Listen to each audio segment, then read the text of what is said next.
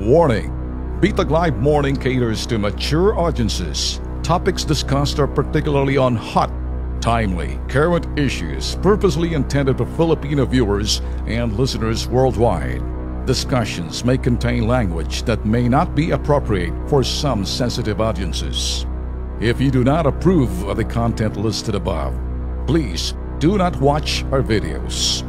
If you wish to continue, we strongly advise that you proceed with caution. Viewer maturity is advised. Oh, nakikita niyo ba si Sunny? Si Sunny T.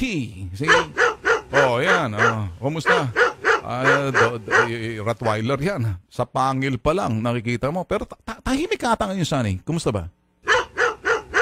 Nagpapahinga ka lang. Medyo masakit. Masakit ang iyong panga. Kaya hindi ka masyado nagsasalita.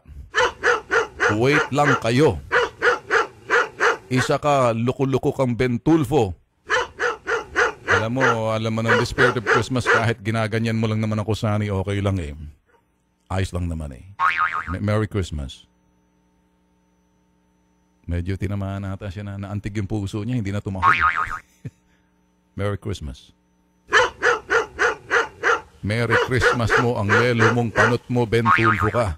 Easy. Ba't galit ka ba sa akin? In the spirit of Christmas ako kasama ka sa farm eh. Ano bang problema mo sa buhay? Pinasisikat kita eh.